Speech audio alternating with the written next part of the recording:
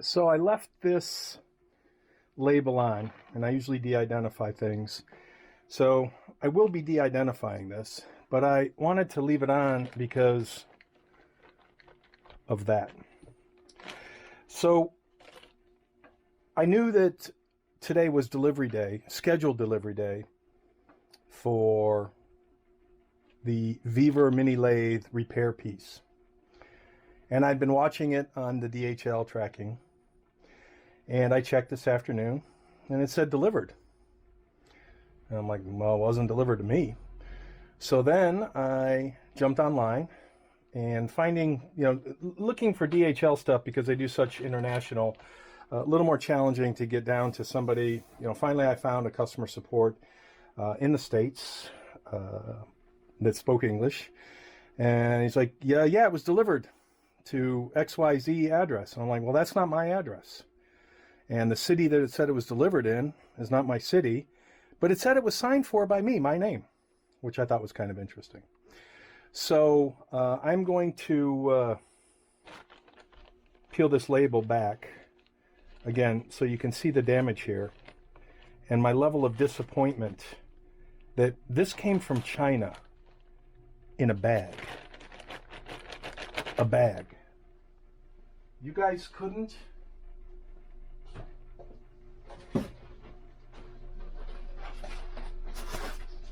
I've had 9-volt batteries come from Amazon in better packing.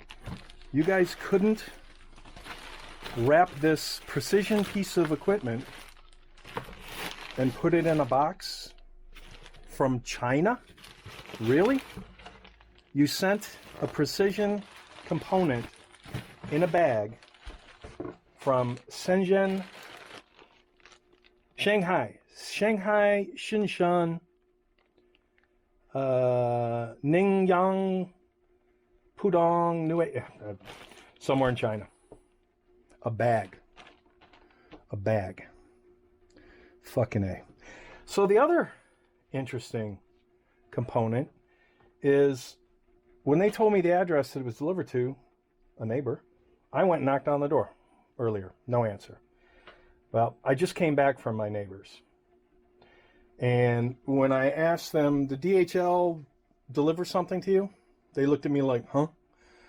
And then they reached over on their couch, picked this up, again in my purview, handed it to me, and I knew immediately since it was the DHL label. And it had my name and my address. So DHL couldn't get the local delivery right. And maybe that's because of the tear, but the address is, is correct. And as I was leaving thinking, wow, DHL, they said, yeah, this came yesterday. I'm like, oh, so you've had it for a fucking day, more than a day, and you didn't bother to walk next door 25 feet to give me the package that has my name and my address on it. Un-effing believable. There's many things in life you can pick. You can pick your nose, you can pick your ass, you can pick your belly button. You can't pick your neighbors. And there's nothing worse than neighbors who just don't give a shit. It's very, very frustrating. Very, very frustrating. So I'm going to peel this label off, get a better look at the, the damage, and we'll see what this looks like. So what's even funnier is, here's my address as well. Correct number. Correct number. Just hilarious. All right, so there's the, you can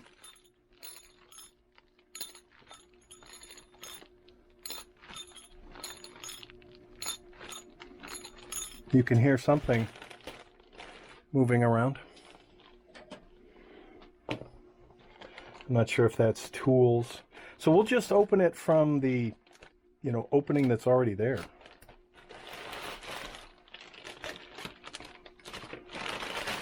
A fucking bag. A fucking bag. All right, we're done with that bag. Now we're on to bag number 2, which has already got damage. And this says, yeah, I don't know what that says.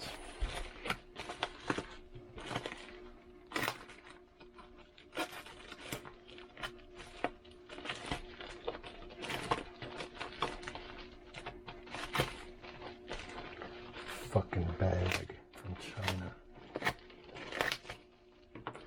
I've had things cost, you know, a nickel.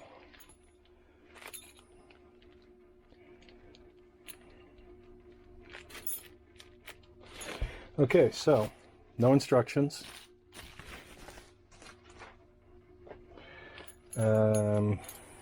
What was bouncing around was this collar.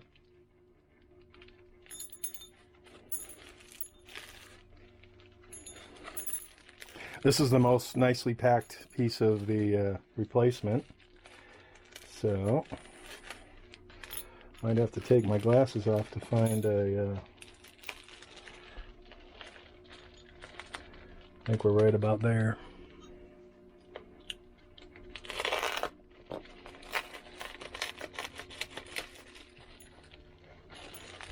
No idea what we're going to see. Okay, so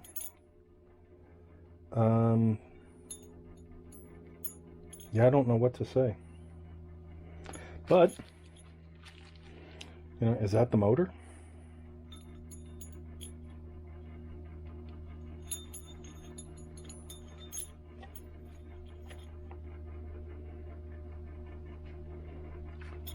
Make sure that spindle size is correct.